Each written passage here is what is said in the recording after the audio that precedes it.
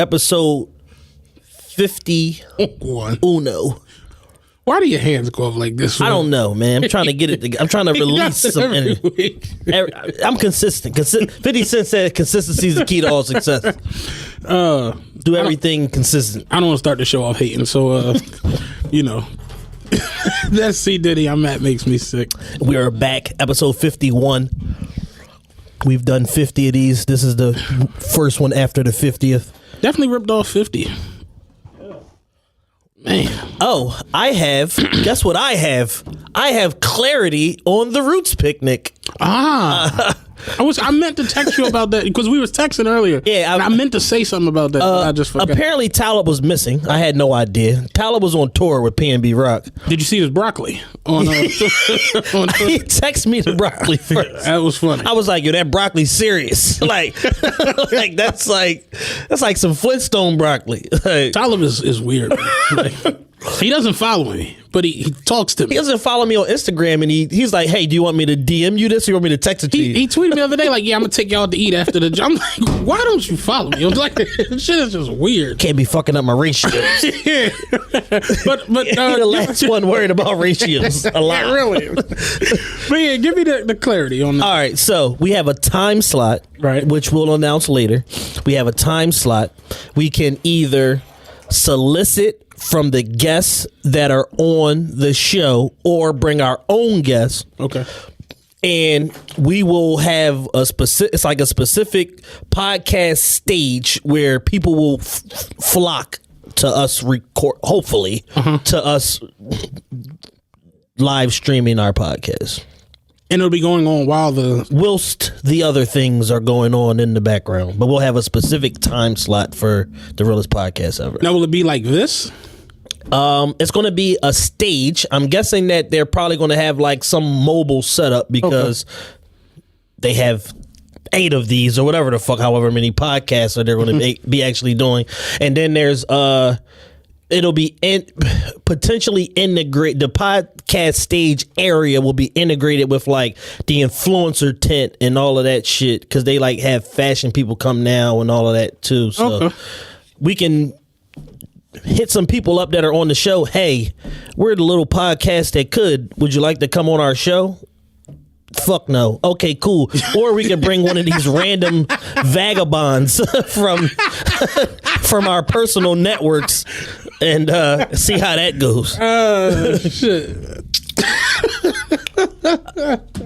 I'm going right for like Little Uzi or some shit like. Let me say let's reach out to the most antisocial guy on the whole platform that doesn't do media. Yeah. Let's get that no out of the way first. Terrible interview giver. Yeah, that'll be dope. Let's get that no right out of the way. Seeing as though I'm like not hip, so I don't even know who the rest of the people are that aren't like legends. Like I know Dave Chappelle, Diplomats, The Roots. Fab and Jada are on there. That would be funny. That would be a funny little interview. I don't think Fab's gonna be doing much interviews. I don't think he's gonna be doing much of anything. I think his whole summer is canceled. Is Fab like he's still on like?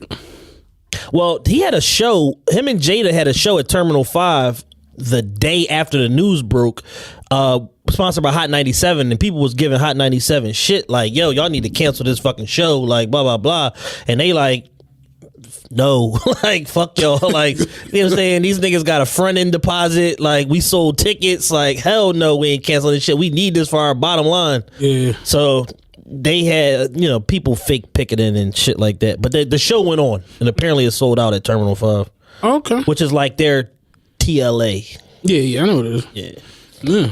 Okay. Well, at least we have some clarity. Yeah, we have clarity, and when and if I talk to Talib again, I'll be able to pull some more information from him. He was very forthcoming. Got to get it in spurts. Yeah, little blocks and shit. Yeah, I can't don't want to overload me or him. Yeah, it makes sense. I can understand. So yes, we are actually on the Roots picnic. So I've confirmed that also.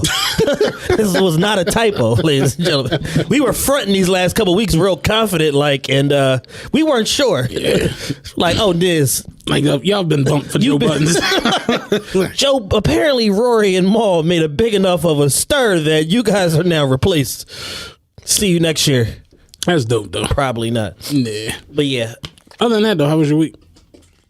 Week was fucking great. Phenomenal. I'm getting closer and closer to a big purchase, which people have asked me not to name, so I will not talk about it. But I'm getting closer and closer to a very big purchase that I'm very excited about. I'll talk to you about it off air. I know what it is. Yeah, we're almost there. We're more than halfway there. That's what's up. Yeah. Oh yeah, I'm scratch off God now. Matt just told me when I rolled up, he's like, I just fucking hit a fucking scratch off ticket, $500. He's like, I was like, so what'd you do with the money? Bought more scratch offs. What I'm doing what anybody would do. Any sensible character would buy more scratch offs. Yeah, absolutely. But other than that, the week was cool, man. I pretty much just I called out. See me showing off? Called out. Got them days back. Got them days, baby. I called I said, you know what it is, baby? Put me in the book. I'll let y'all in a couple days. This time last year, they told Matt, they said, listen, if you call out one more fucking time, don't show up. Call your union rep. It's real. But week was good, man. It was cool. I'm glad it's pretty much over. Yeah. So I want to say shout out to all our new listeners. I got a lot of people who been hitting me up on social media. Me too. And stuff. It's weird. Like I deleted my gram, but they've been hitting me on Twitter from all different places. Yeah. Pretty dope. Been hitting me up like, yo, I just started listening to the show. Like, what should I don't even know where to start, but I listened to y'all last 5 episodes. Like, where do I go from here? What's your top 3? And I'm like, I don't remember this shit.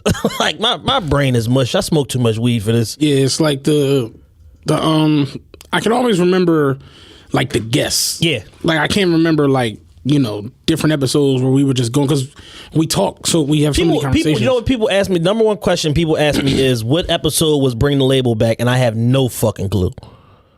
Bring the Label. What is Bring the Label? What do you mean? I'm bringing the label. Oh, I'm bringing the label. Yeah, that was funny. What episode? I have no clue what episode. We should have named the show "Bring the Label Back," and we would fucking know which one it is. That was one of our better laughs. The funniest one was those are the type of niggas that creeping through your window.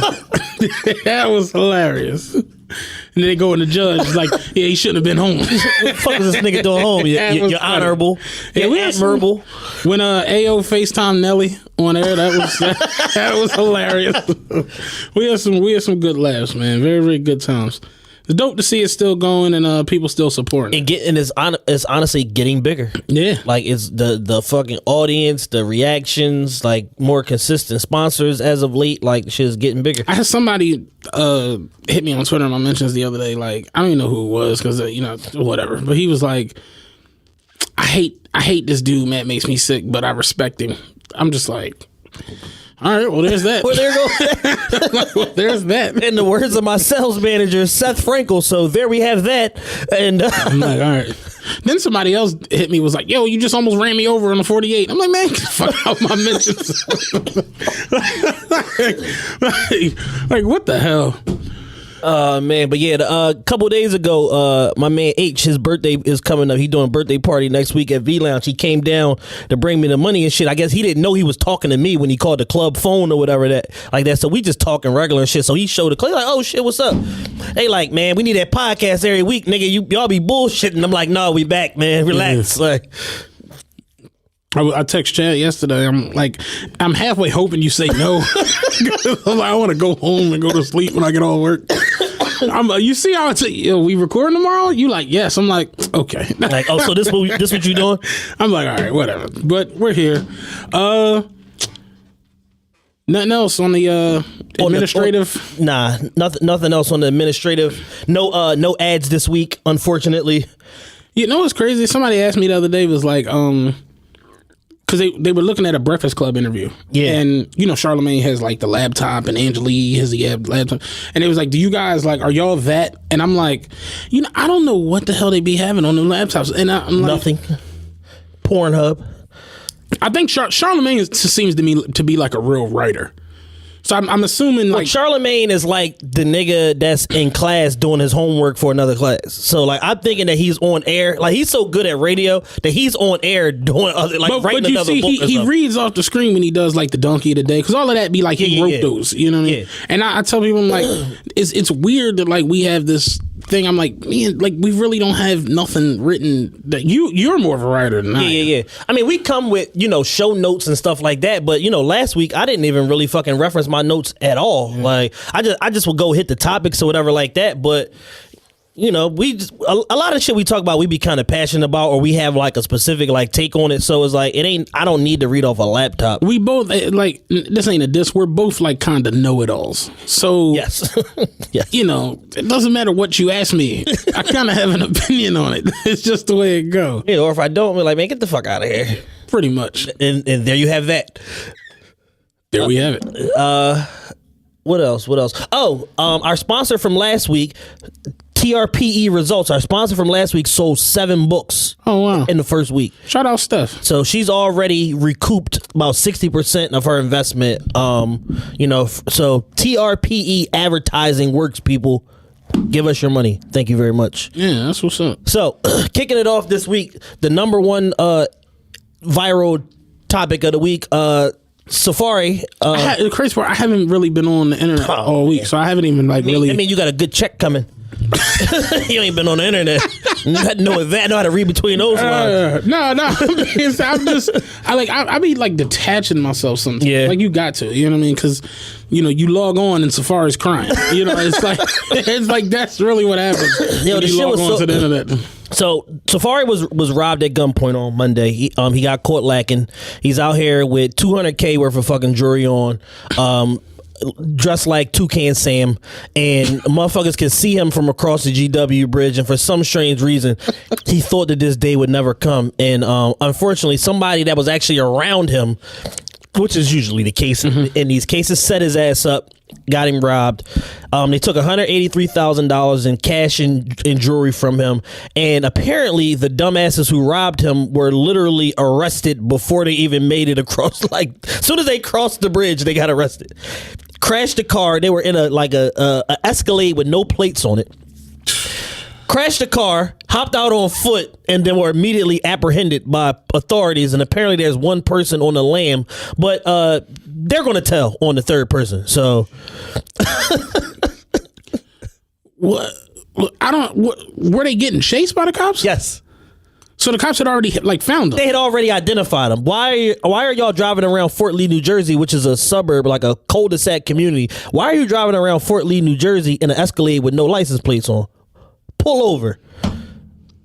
Police chase ensues. They crash the car. And this was after the robbery. Immediately after. So why the fuck did he come on the radio crying 10 hours later? That's what I'm trying to figure out. Oh, sorry, bro. Because it was so weird. When I did see it, I'm thinking he got coming in on some Tupac shit. Like on some Quiet Studio shit. Right. That's what I thought. Yeah, no. But then they was he got robbed earlier, early in the night. Like it was 3 a.m. I'm like, bitch, it's noon. Like, what are you crying about? That's so weird. So they recovered the shit. I don't know if they got his shit back. I mean, I wouldn't want the shit back at this point. Yeah, no, I probably wouldn't either. Yeah, but hopefully I'd be like, please don't find it. I'm getting all new shit. Yeah, if he got it insured. Yeah, he said it was all insured. He was going to, get cashed out or whatever case. I want all new shit. You robbed me, keep that shit. I don't want none of it. Hello, Progressive? Yeah, most of these niggas don't have insurance though. Well, he said he did. I mean, somebody he's got it. Like, my thing with Safari is this, right? You got dumped by one of the 3 most famous women in the world. You got ran down on at BET weekend for hanging around and speaking to dumbass DJ Self's goofy ass a little bit too long. You got hands and feet put on you. Wait, who hit him there? Dream Chasers. Oh, that was the shit getting out the... Okay, yeah. Now you just got lined up by somebody that was taking pictures with you and shit for the last 15 years. You knew since you was 14 years old. Oh, this was his man. Yeah, he super knew him. He in pictures with him and Nikki. One of the guys that robbed him was in pictures with him and Nikki. So he super knew him. So my thing is this: you have 3 different instances where you didn't know what the fuck was going on. Right. You gotta wake the fuck up at some point and stop living in La La Land. When we first saw you and found out that you was Nicki Minaj's boyfriend, we all knew you are on the clock before this shit is over, before a ball player or some other famous rapper takes your bitch. Lo and behold, was fucking Meek, who wasn't even a big rapper at the time. He was just like the dopest street guy or whatever the case may be. So you're not paying attention there. You fucking lacking in LA. You got active beef. You've been telling Meek suck your dick on social media for a year straight. Lo and behold, who pulls up? Meek in the Knockout King TV bag. Well, in Safari's defense, he got out of that one. Well, yeah, because he did the Speed Racer. He's a Power Ranger. He got the fuck out. Yeah, his fucking had the cartoon shit. His fucking legs was in the air. His man got the beats put to him. Oh, yeah, his man got his ass whooped. Yeah. This man got shit handed to him by a nigga with a suit on. Nigga with a suit on duffed him out.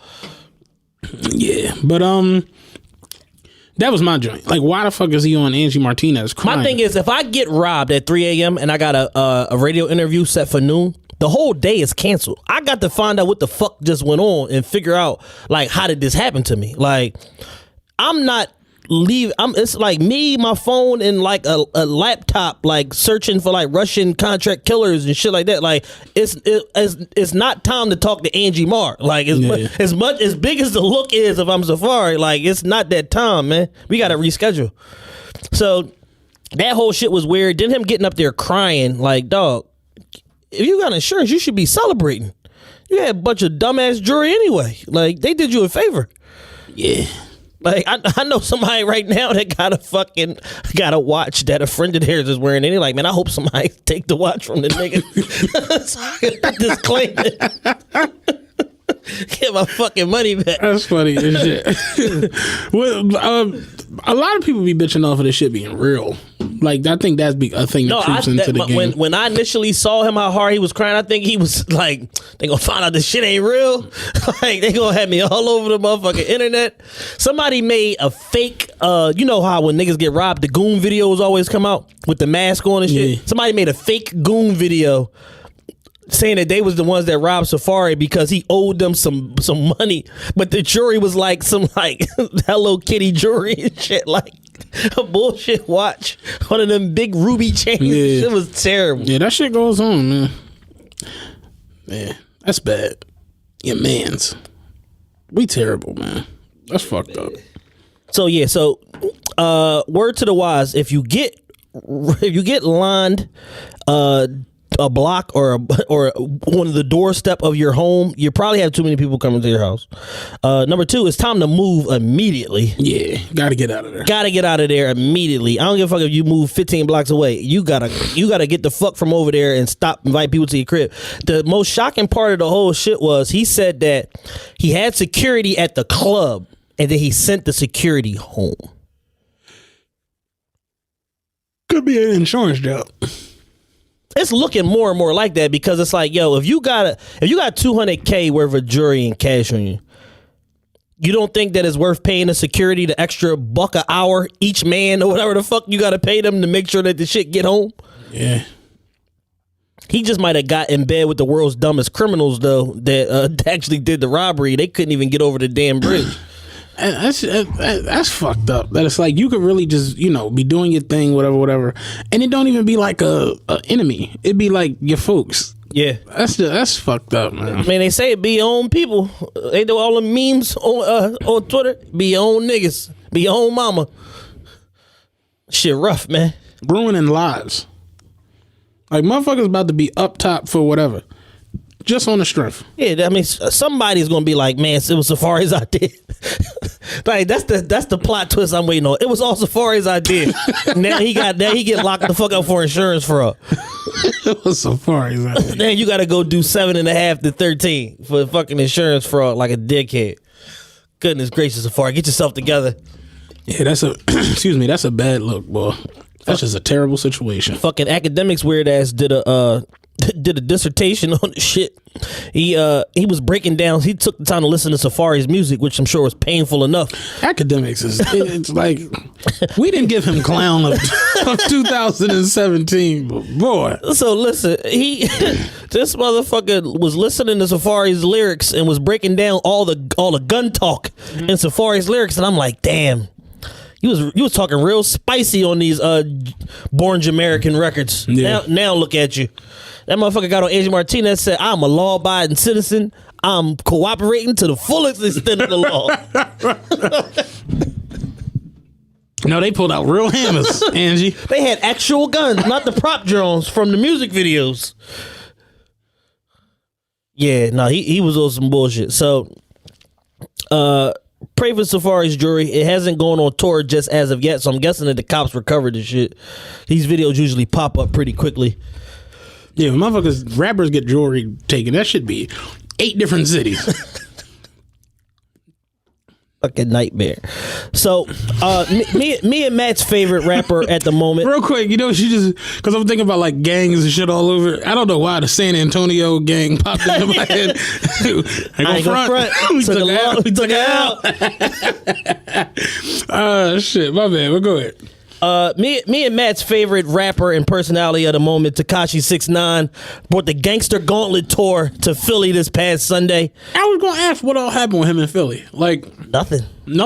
Smooth sailing. Smooth fucking sailing. You know what I'm saying? So he brought the Gangster Gauntlet tour to Philadelphia. He was at 2 spots. He was in Philly all fucking day.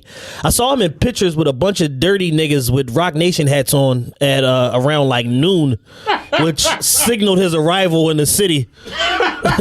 That struck me as odd for some. It was like mad dirty niggas with Rock Nation hats on. Rock Nation hats is funny as shit. So it was like 4 niggas. I'm like, yo, but Casanova's Rock Nation, and then but these niggas is got the hats on and they hanging with Tekashi and they enemies. I was confused. So Tekashi did a whole day in Philadelphia. He was at Galaxy Live nightclub with my people. Shout out Mont and DJ Boo for Easter Sunday concert. Live Nation canceled 2 of his shows, so he was so dead set on doing the show to come to Philly and show Live Nation that y'all don't have no control over me, my brand, or my fans. And he ended up doing a free concert. They packed the fucking venue out. It was like 1,000 people there. This motherfucker's walking on people. He's like fucking in the crowd, like they holding him up and shit. And he just gave like a crazy ass show.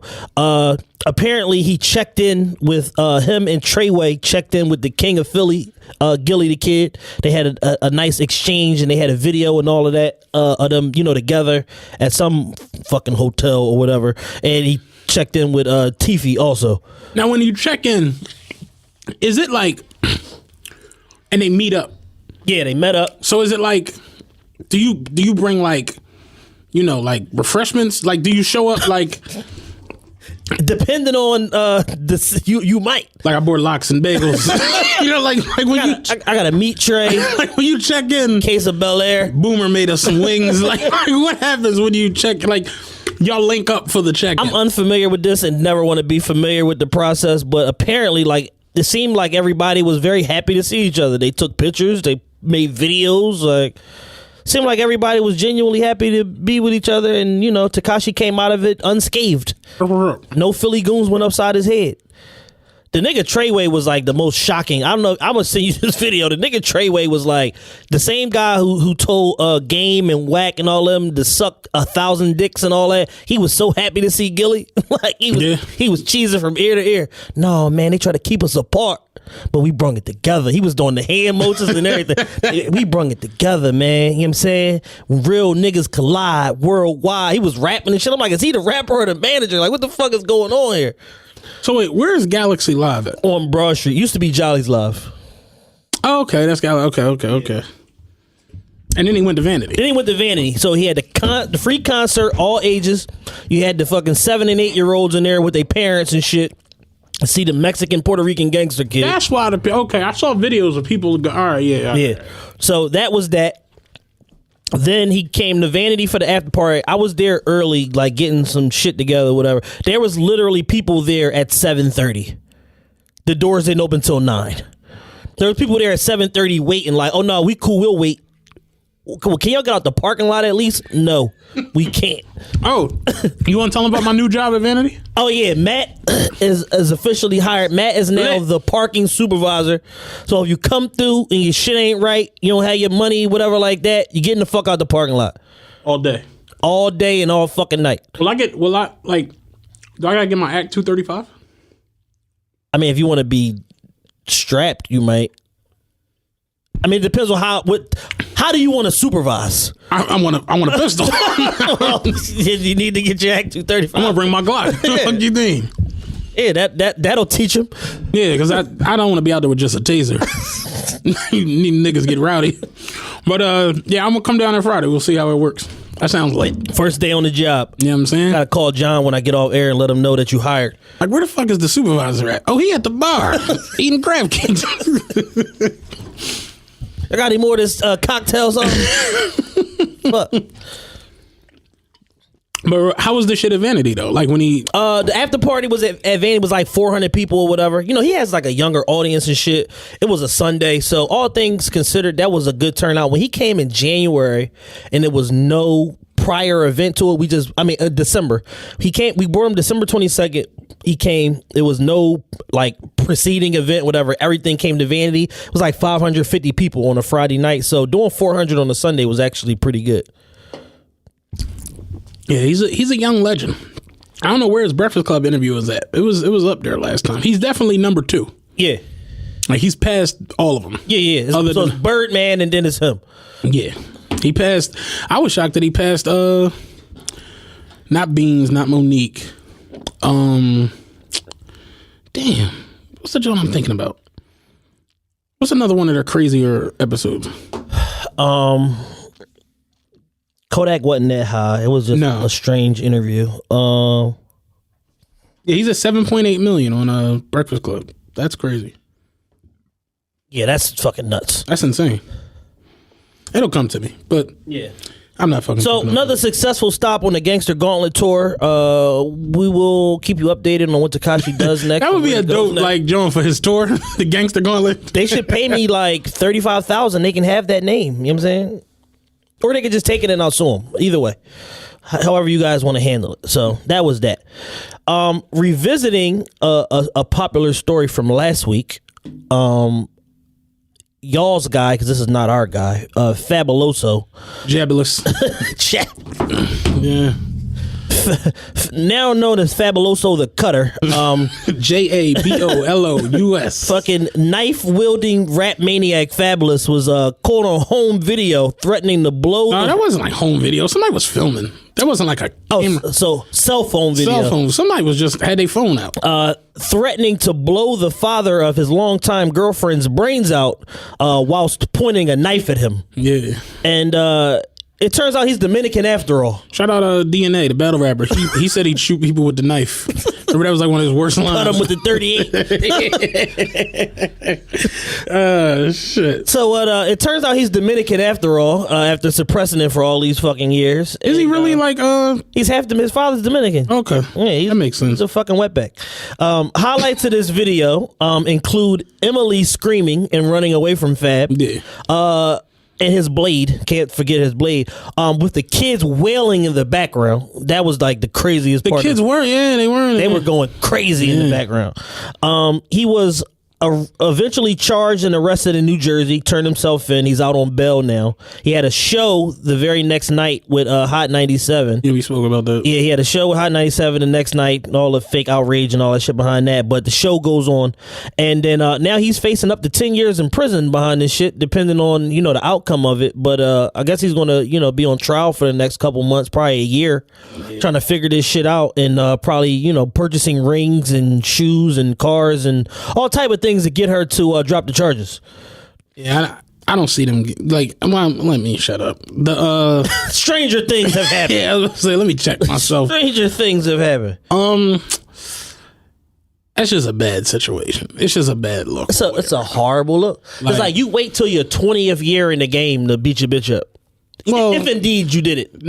That's been going on for years. Like, somebody asked me the other day, like, do you think this is the first time? I'm like, fuck no. Like, I read Ike Turner's autobiography. The first time, you don't knock her teeth out and threaten to kill her dead. Like, no. Yeah, that's a progression. No, it's been going on for a little while. Like, it's just a bad look all the way around. It's just a stinky situation. And it's like,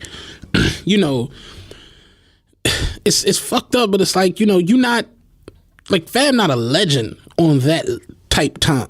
Like Jay-Z, He couldn't beat Beyonce at. But he could beat some chick up. He did it. You know what I'm saying? What the fuck? Jay stabbed niggas allegedly like it's Jay. Yeah. When you're like Biggie, when you that type time, you can. Pac allegedly raped the chick, and everybody called her a lying bitch. Pac went to jail for rape, and everybody calling her a lying bitch. Yeah, you lying ass bitch. Yeah. But what about when he raped me? Fuck you. Yeah. Like nobody cares. Michael Jackson went down for raping a kid, and then went down for raping another kid, and dancing on top of a car. Thriller is still on the Billboard 200, going platinum every year. It's what it is. Like when you look at R. Kelly. Like, motherfuckers literally, I saw somebody the other day, like, I think R. Kelly done really finally lost his mind. I'm like, finally? What about 17 years ago? I knew R. Kelly was crazy when he dropped Double Up album. Like, I knew Kells was crazy. Remember the joint we was arguing? What was his man's name? What was his homie's name on the song? The nigga, he was Milton. Milton, start the car. This bitch just tripping. I'm like, yo, Kel's really out of his fucking mind. We did that and then Trapped in the Closet 832. Kel's been nuts. But motherfuckers now are like, I'm done with Kells. Yeah, like it's only after the 90-second allegation. You out here kidnapping bitches, feeding them dog food. Like when you a legend, you can get away with just about anything. Oh yeah, anything. Yeah. It's like known that Dr. Dre beat D Barnes ass. Beat the shit out of D Barnes. People like, yo, D, can you stop talking about this shit? Like, the fuck? The man's a billionaire. Have some fucking decency. D Barnes ain't dropped the Chronic. it's just fuck Have some fucking respect, but D Barnes. Like when you a legend, you can really, your name could be on anything. And motherfuckers is like, whatever. Brandy killed a guy with a car. Real talk. Shit real. It's just the way it go.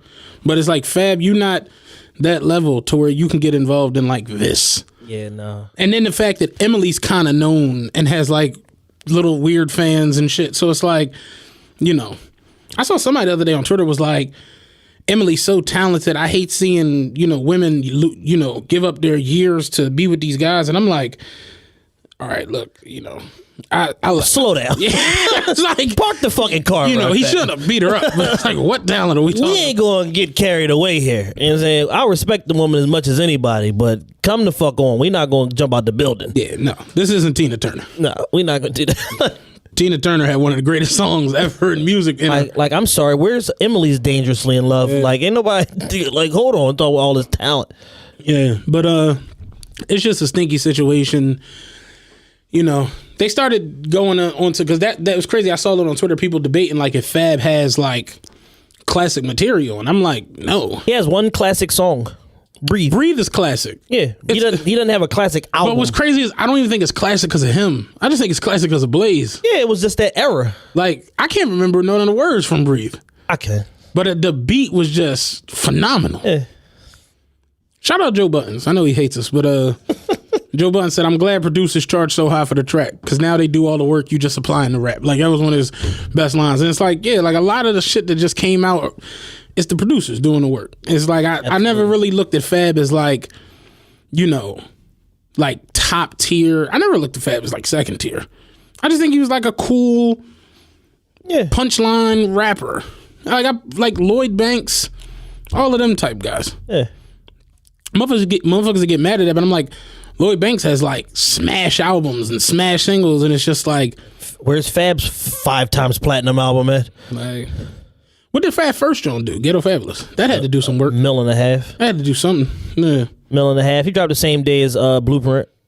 He did sure did. 9/11. He did like 237 the first week or some shit like that.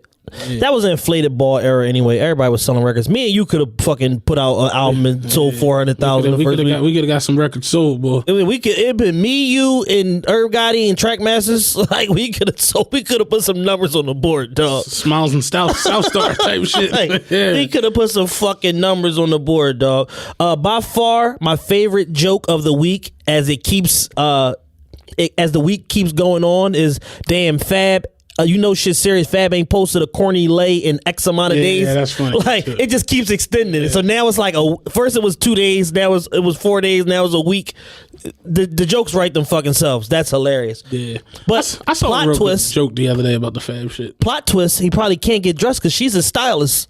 She is a stylist. She's his fucking stylist. Now what you gonna do, Fab? Yeah, I put a lock on the armoire with all this corny shit in there. That's fucked up, man.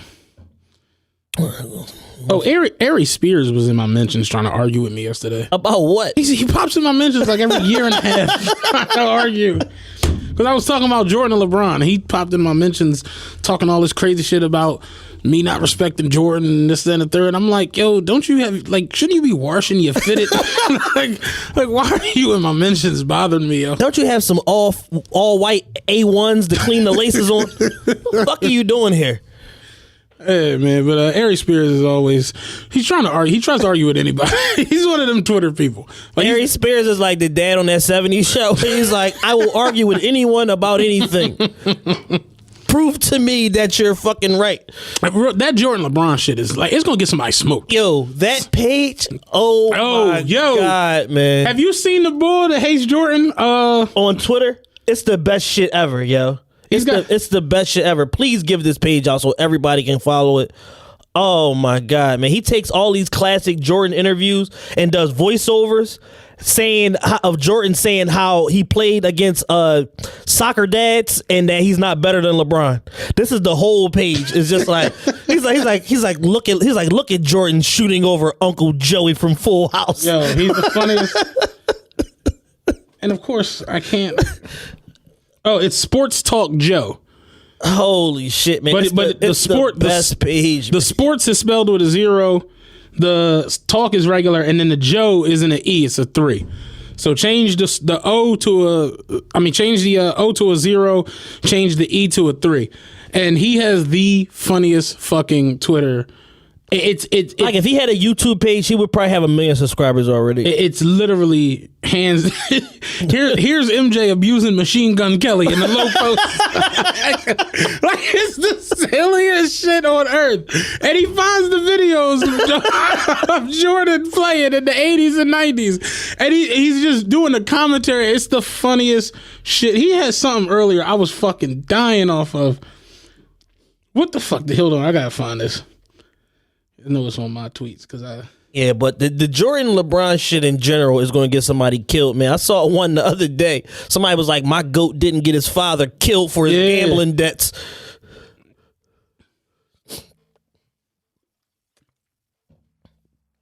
Oh, my goodness. What the fuck? Oh, here's MJ's other famous shot over Craig Elo. So the two most famous MJ moments were an offensive foul and a pull-up jumper over Uncle Joey from Full House. He's funny as shit. Did you see the one where it was him and Pippen like discussing like shit before they went on the court? Yeah. And it was him doing Jordan voice like, listen, you get the accountant, I'll get the farmer. Yo, Sports Talk Joe. This motherfucker has the funniest. Yo, the shit against the Knicks when he was talking about the hard-nosed 90s defense, man. Nah, when he called Rick Smits the white Roy Hibbert. Dog, his Twitter is absolutely hilarious. He said, this guy right here, he's like, this guy right here, Bill Laimbeer, he fucking fouled Jordan. This guy right here is 6'8", 240 pounds. If he fouls LeBron, he fucking dies. He was like, see here, the Pistons had Bill Laimbeer, Rodman, and Sally were sitting on the bench, and he was like, as you can see here, all of the elite Piston defenders had gotten in foul trouble, and then it was two big white sitters. He's like, so here the Pistons when they got two Caucasians out of the crowd to come try to slow MJ down. Dog. He's like, look at that hard-nosed 90s defense. He's just the fucking first Jordan Joe. Dog. He's like, yeah, he's like, my dumbass fans seem to think that I got shot and stabbed every time I came into the lane. Yeah, he like, when he do Jordan voice, that is like, the funniest shit. So that's not true? Fuck no, it's not true. No. He said, well, see, my fans all think that I'm like an amazing fucking athletic phenomenon, and they're pretty fucking stupid. In 20 years, they're gonna assume that I fucking played against Titans, and I can't wait for that, honestly. I can't wait for 20 years from now. And it's crazy, because like when you look at these videos and you see what's going on, it's like, yeah, you ever see the joint where he dunked on Rex Chapman against the Hornets? No. You ever see that where he went in and out and jumped over Rex Chapman? And he posted that video the other day, and the caption said, here's MJ dunking over the entire band of Color Me Bad. It really is 4 white men on the court, and Jordan just flying over all of them. This shit is hilarious, dog. Fucking hard-nosed 90s defense, man. That shit is too funny. He man. has by far the funniest Twitter out there. Like, even if you disagree, it's the funniest. That's the funny. Like, and his crazy part is he's a Jordan fan, right? And he's like, I like Jordan. I got Jordan at number 2. I just don't think he's better than LeBron. So he was arguing with somebody about the whole shit, and he just went in his bag. He was like, yeah, Mike, so why'd you decide to go play baseball? He said, well, I already knew that I wasn't as good as LeBron James at basketball. So then I wanted to go and see what other sports I could do that I wasn't as good as LeBron James at. And after one season of baseball, I knew I was not as good as LeBron James at baseball. the Joan, when Pippen carried Jordan off the court, he's like, we've seen LeBron for 15 years dominate the NBA, and he's never had he's never been close to a injury that could sideline him. He never even gets tired. But here MJ was absolutely exhausted after scoring 39 points on 35 shots against mortgage brokers and meteorologists. It's like just silly as shit. The things he comes up with. And then it's the picture, it's the gif of Pippen pulling Jordan off the court. It's the absolute best Twitter page in creation, man. It's hilarious, man.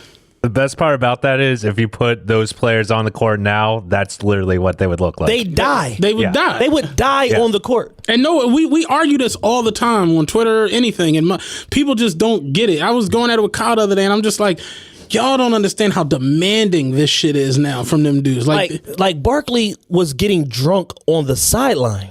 Like during mid games, getting drunk because he was such a superior athlete to the trash men and the fucking tax accountants that he was playing against that it didn't even make sense.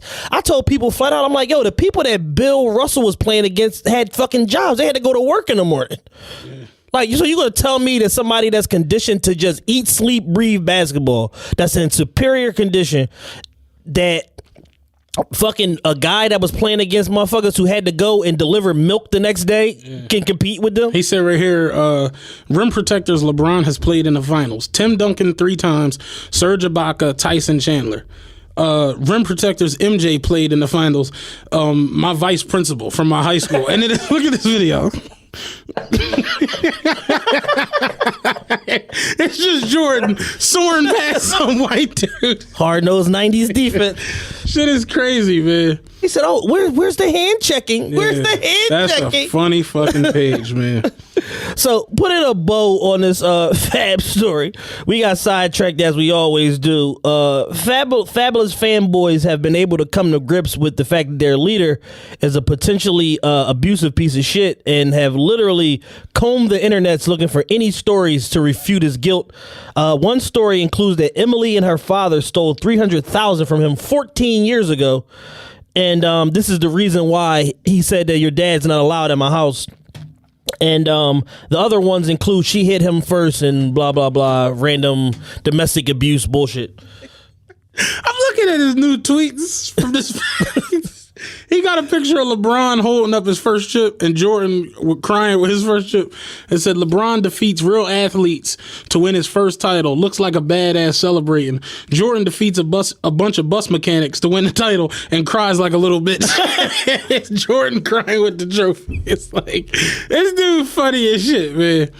But yeah, the Fab show, I'm sorry, I went back to that. But yeah, my thing was seeing like women, like, oh, like, get off Fab case. You don't know what she did. And it's just like, do we need to? It's like, we need to? He knocked it. What, didn't Juvie say that? You gonna knock the whole teeth out, huh? Like, he really knocked her teeth out. What she did ain't really an issue. Teeth start getting removed, it's over. Like, it ain't no chance of reconciliation, none of that shit. Like, you could like throw water on me. I had food thrown at me not too long ago. Like, once you start knocking teeth out, like permanent teeth, we don't get these Jones again. Yeah, like, you're tripping. Yeah, Emily with the grippers going. You're fucking bugging, B. Nah. That's a bad look. Super bad look. You know what I'm saying? Super duper bad look. Puerto Rican women got enough problems. You know what I'm saying? Weight gain being one of them, let alone knocking her fucking teeth You figure she only got, how old is Emily? She probably about he 40. She got to be about 32, 33. Yeah, so she only got a couple more years before she looked like the lady that killed Selena. Flat out. Yeah. You know what I'm saying? And she got to catch a new player and all that shit with 3 kids. Oh, man.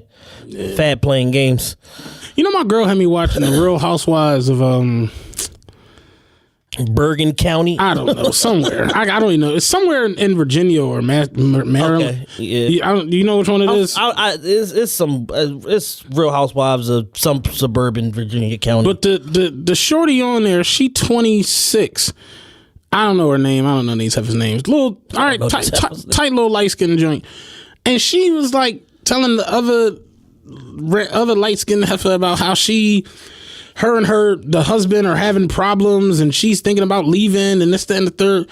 So then the husband comes onto the joint, both 55 and white. And I'm just like, what the fuck is going on, man? I'm just like, what is this? Right. And then I'm like, none of this shit be love.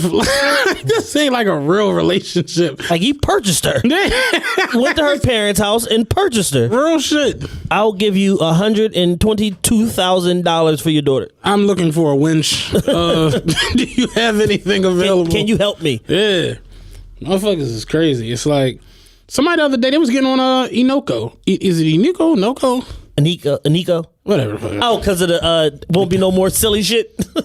I'm like, it's crazy how like motherfuckers will straight pass off their insecurities as jokes. Like, that shit ain't cool, yo. It's like, you following this nigga around now on his tour.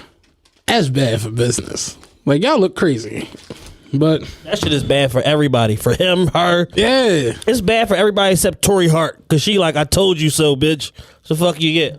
So who knows what. And the crazy part is like, if Emily was just some, like that was his chick but not known, it probably wouldn't have struck a chord with people. But these reality shows have made people celebrities and stars for nothing. So, Good luck, guys. Yeah, pretty much. Oh yeah, Meek's bail situation. Denied again. I don't understand what's going on. This is the most absurd case in history. They said that the judge said that it's imperative that he does 2 to 4 years. I'm like, Jesus. He's been giving chance after chance, and it's imperative that he does the 2 to 4 years to learn a lesson. I'm like, what man. lesson? One of the arresting officers has come out and said it was a bullshit charge. It never happened. Yeah. They should throw the whole case out. The fact that it's still going on fucking 14 years later is like, oh my God. This is one of the arresting officers who's not even a cop no more. They can't find the other motherfucker who filed the report. He's just missing in action somewhere. So you take all of that into account. Plus the DA saying he should be let go. The ADA saying he should be let go. The parole officer and the PO supervisor all saying he should be freed on bail pending whatever review. And the judge is like, nah, fuck that. And she apparently has a civil suit filed against him for slander or whatever the fuck it is. And she still won't remove herself from the case. Refuses to recuse herself. And no one above her can stop that? Nope. Dumbass Commonwealth.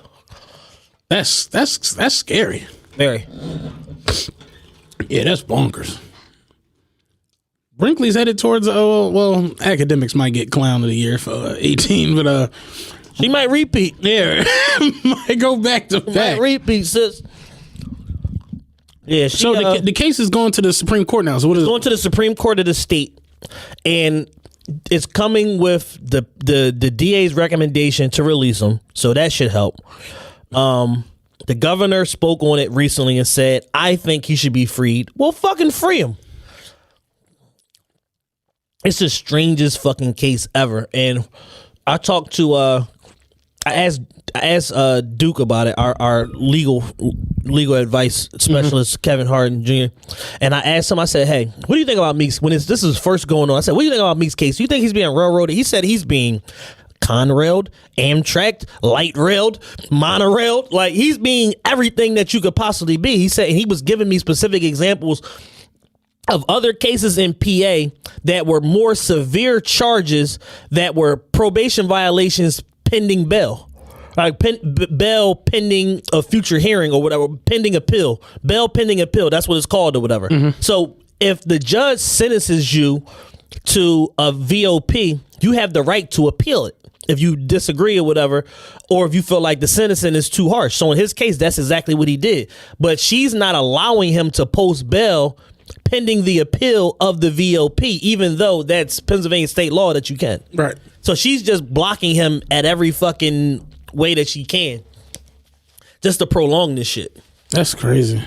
Not to mention, and here's what people don't understand, like the people that were on the other side of the argument saying like, oh, well, you know, he been given XYZ chances, this and that. I said, what y'all don't understand is that when he got the last VOP hit, when they sent him to the House of Corrections for 6 months, she tacked on 6 more years of probation on top of that. So in a scenario like that, it basically makes it impossible for you to not get in trouble, because if we're going to be counting different instances that were nuisance infractions that but did not break the law, excuse me, that are nuisance infractions but did not break the law, if that's the case for, at this point, I think it's we're 4 years left or whatever like that. If that's the case for 4 more years, he's never going to fucking be able to get from under the thumb of this judge. Somebody that's above her has to step in and do something about it. Yeah, it's weird. This shows you know not to listen to people on the timeline, because everybody had Meek home last week.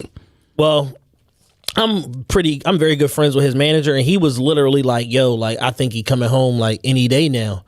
And it's the same dealing with this judge. It's the same shit every time, because when he went to the joint in November, they thought it was like a formality. They was about to go to like Del Frisco's like after this shit. Like, he had Scott O'Neal from the Sixers with him and a couple other people, and they like, yo, we just came in like on some casual shit, think it's gonna be like a 15-20 minute hearing, and they like, we need to see Meek in our chambers and this and that. They like, what the fuck is going on here? Like, they fucked everybody up because they thought that with the St. Louis case getting dismissed and the New York case getting dismissed, it ain't nothing to talk about. Like, he didn't break the fucking laws, no charges, blah, blah, blah. He had police contact. It was erroneous. You know what I'm saying? The police chief for that district in New York even said it was some bullshit that they shouldn't have pulled or whatever. Throw this shit out. So for him to then come to court in Philly based off of these other charges that are no longer charges and then get a 2 to 4, everybody was like, what the fuck is going on here? And it just, it's just a crazy situation, and it's like a fucking roller coaster that just, you think the ride is over, you got 7 more loops, nigga. Like, it's never fucking over. That's crazy. It's never fucking over. This has been like 14 years of this shit. Yeah, that's fucking bonkers. 14 fucking years of this shit. It's crazy. So, man, free Meek, man. Like, at this point, it's just like exhausted. It's hard to even talk about it because every time you think you know something, it's like, nope, you don't know shit. And they gotta do some more jail time. You know what I mean? I don't know where you want to go next. Sports talk. Got a lot of shit going on in sports right now. We got the damning news today that Kyrie is out for the entire playoffs.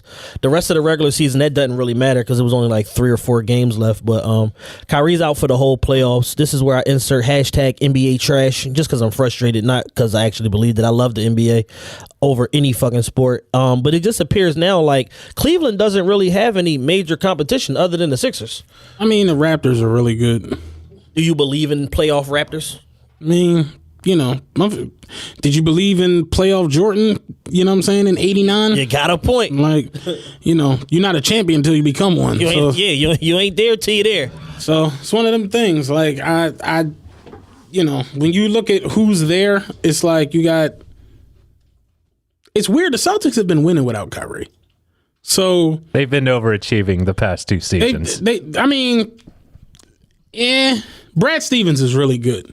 Like, they shouldn't be as good as when you're looking at their lineup. Pretty much. I think Brad Stevens was like coach of the year last year. So it's like this year, I think it's either D'Antoni, you know, because they're just ahead of everyone, and I think Brad Stevens is right there. But the Raptors, like, people are sleeping on the Pacers. Like, it's good teams in the East. They can't beat Cleveland though. I think they can. No, they can run with them. No, they beat Cleveland, I think, twice this year. Like, the thing with Cleveland is like the inconsistency. LeBron is LeBron. Kevin Love is Kevin Love. But all them other guys, it's a lot of dudes on that team. Like, did you see J.R. Smith the other night? J.R. is dead as a dead man. No, but he was. Did you see him the other night when he was dunking and going all crazy? He had like 22 22, like straight points. Like he was just on fire. J.R. Smith can have him games where he just lights out. He'll go 6 for 7 from 3. Yeah. Y'all look crazy on the other end. And then J.R. Smith can go 0 for 9. And he don't know where the rim is. And same goes for Jordan Clarkson. Same go for Rodney Hood. You know, you just don't know where they're going to be at. Yeah. So I'm not ready to go against a team with LeBron on it in the East. Right. You know, I think the Rockets are just better than everybody. And then, at the end of the day, excuse me, the Warriors have Durant and Curry's going to be there. They can still shoot your lights out. So Klay Thompson's still like, the Warriors are the Warriors. Yeah. They don't have the same bench that they had for the last couple seasons. Not at all. But, you know, champions is the champions. You know what I mean? So you got to respect that. I think it's going to be good playoffs. I think all the series, first round, even the second round, they're just all going to match up pretty good. Yeah. I wanted to see the Thunder get the Warriors first round, but I don't think it's going to happen. I'm tired. Shit, my bad. It's just going to be a good series. It's just going to be good series the first round, where we didn't have that for the last 8 years. So I think it's going to be dope. The Sixers are like killing, and it's just Kev is just so annoying. Kev has been so annoying with everything that's going on in like the Philly sports. Yeah, it's like I just need all these Philly teams to just lose. Like y'all just killing me. Motherfuckers already have Ben Simmons better than like everybody on the floor in basketball, and it's like he's good. He's dope. He's all that. And this is what I was saying the other day to Spank. I'm like, I don't understand why Sixer fans want LeBron. Like, it doesn't make sense. Y'all should be worried about Paul George. I mean, I think everybody wants LeBron. LeBron. It ain't necessarily smart or sustainable. Kawhi is the play. Kawhi or Paul George? Yeah, either one of them is the play because they fill a need that you currently don't have. A go-to scorer that can create their own fucking shot. Mm-hmm. And they are both top 4 two-way players in the fucking league. So that gives you something that you don't have. So, the dopest part about Ben Simmons is, as good as he fucking is, he can't shoot the basketball, he can't shoot free throws, and he's still fucking averaging historic fucking numbers. So when he does figure those things out, holy shit, he's gonna be fucking perennial MVP every fucking year. Him and Embiid, and they on the same damn team. Yeah, man. Like I don't know. It's like I like them guys. I'm not a Sixer fan, so I can't like get overly hyped for it. I'm definitely happy for them. I mean, they won 12 in a row. It's their longest win streak since 1990. Ben Simmons is tearing it up. You know, they've learned to win without Embiid on the floor, which is like their whole Achilles heel the whole fucking season. At the same time, though, they're playing like the worst team in basketball. As they should be, because they were the worst team in basketball for 10 years in a row. So, you know, that's part of the luck of the draw. Like, the game Friday is going to mean a lot. Yeah, they play Cleveland. Yeah, that's going to mean a lot for the seating. So, supposed to be getting tickets to that game. I got to call my guy about my tickets. Is it here? I thought it was in Cleveland. Is it here? Is it here? I think so, yeah. Yeah, I think it's okay. Yeah, I put in my call for them tickets early in the week. Need my fucking tickets, man. Oh, yeah, it is here. Yeah, how about it? April, yeah, we was talking about that game a couple months ago. How about it? Shit, yeah. But, I don't know. I think the playoffs will be pretty fly. I think the Sixers can get past the first round. Depending on who they run into second round, you know, might end there. But we'll see how it goes. I saw something today that was saying that Harden might be the second unanimous MVP. Like, that's how high all the writers are on him right now. I don't think it's unanimous. But my thing is this. If Harden sits out, the Rockets can still win. Okay. If LeBron goes get some water, the Cavaliers can't do shit. They're just abysmal. So it's like he's gonna always be up there. Yeah. AD had a nice strong case at one point this year. Even Dame Lillard had a nice little strong case. But I think Harden this year will definitely win MVP. To make up call from last year, I would think, MVP wise. Oh, I mean, we were talking about that the other day with Ra, and it's like I just think last year Westbrook just wowed the crowd. And he took it in them last. I had Harden as my MVP until the last 2 weeks of the season, and he just fucking Westbrook just took the shit. The crazy part was I didn't have Harden as MVP at all last year. I just think from the rip, Westbrook set a precedent for what he was doing. Yeah. And once that whole triple double shit even came to life, it was just like, yo, if he gets that, there's no way he's not getting that MVP. So, and what's crazy is this year he's about to do it again. He's about to do it again. He's just got to average 12 rebounds per game for the last 4 games, and he's going to do this shit again. Crazy. He's pushing Steven Adams He's out going of to the start way. at center. Yeah. Get the fuck. I wish you would grab a rebound while I'm out here trying to average 12. First game he might get 24. Now I only got to average fucking 8 the other 3 games. Like, nobody's getting in his way on that fucking team that ain't going nowhere. Stopping him from averaging a triple double again. You kidding me? Let me go see how many rebounds he had the other night. He had 16. That's what I'm saying. Against the Warriors. So, yeah. That means, Westbrook's not fucking around. Fucking around with that shit. Like, you kidding me? He had 44 and 16. Westbrook was going crazy the other night. Because I remember watching it like he was scoring crazy. He had like 35 in the third. Yeah. And I saw him get rebounds, and I just didn't know. He had 16 rebounds that game. Playing. Westbrook needs 12 rebounds a game. He's already 4 ahead. He's already 4 up. He can go out there and get a smooth 8 tomorrow night. And he's still on par. Man. He's not fucking around, man. That boy, man, he the most determined athlete in the NBA. When he make his mind up that he's doing something, they may not win. You ever see the video where they was playing the Warriors and the Warriors was up? So Kevin Durant and Curry was on the bench. And he was an assist away from the triple-double, and he got the ball, and he passed it to Steven Adams real quick, and he was like, shoot it! And Durant and Curry start cracking the fuck up on the sideline. Like, look at this nigga chasing the triple-doubles. But he had the shot, and he passed it to Adams, like, shoot it! Adams bricked it and shit. Like, this nigga was solely going after a triple-double. He's straight stat chasing, baby. Yeah. I know he got all type of escalators and shit in his contract for that shit. Probably from Jordan Brand and from OKC. Ain't he the highest paid on the court? Yeah. Or not the highest paid on the court, but he got the biggest extension, right? Yeah. Russ ain't fucking around, man.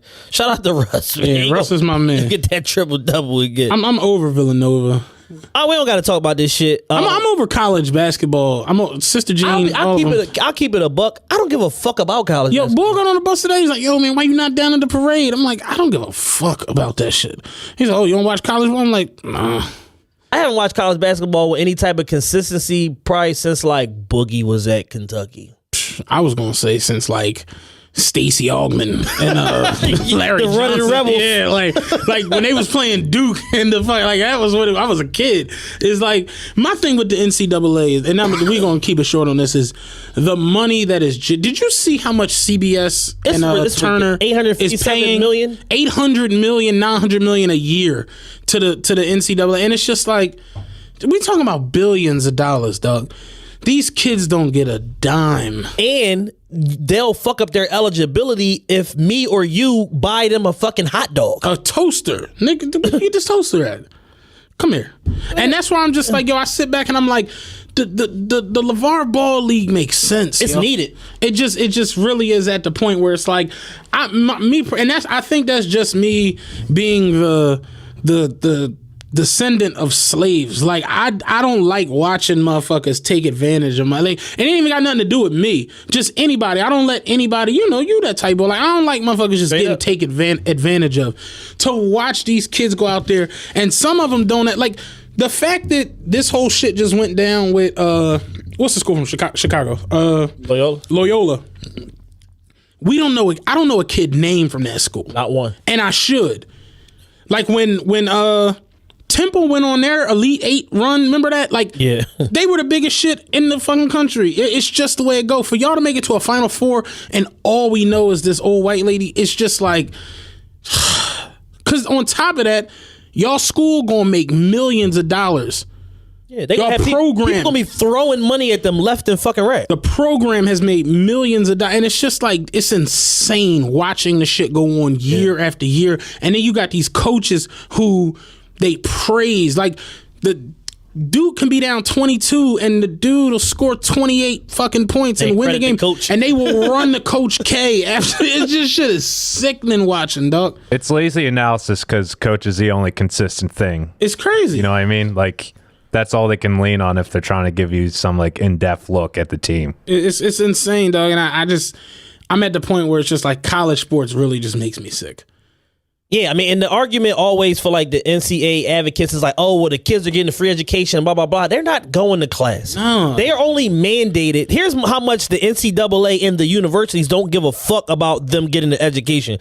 They're only mandated to go to class for the first semester. They don't even have to, all they have to do is enroll the second semester in like part-time and they can still play basketball because they've already passed a certain point in the season percentage-wise or whatever. So they don't even got to go to class the second semester. Ben Simmons on his documentary was like, I didn't fucking go to nothing my whole second semester. Y'all know why I'm here because y'all forced me here. I don't want to be here. I'm going to the fucking pros. Real shit. Get the fuck out of my face. Like, he was just so unapologetic about it, and that's why I love fucking Ben Simmons. Like, dog, pause. Why I love Ben Simmons is just like, dog, like, we all know what everybody's MO is. If you could go and be making $4.5 million a season tomorrow, or be on a college campus with a bunch of motherfuckers that's going to be designing fucking silicone chips in 5 years, where the fuck do you want to be? Yeah. They don't do that in no other sport other than the ones that are predominantly black. They don't do it in tennis. They don't do it in golf. They don't do it in fucking hockey. They don't do it in baseball. Yeah. Period. Yeah. And it's crazy because I was thinking about it the other day, like, what if them college teams, them college programs, just the whole college, world would have got their hands on like Kevin Garnett in his time period, or got their hands on Kobe, or got their hands on LeBron. Yeah. It's just like, it would have exploited the fuck out of them. like when you look at like Carmelo, his whole run for Syracuse, like, the money that shit probably made for that university, for that area, for that everything up there. It's just crazy. It ain't shit up there but the jail and the university. And Carmelo came in, won a chip. All right, I'm out. Go to the league.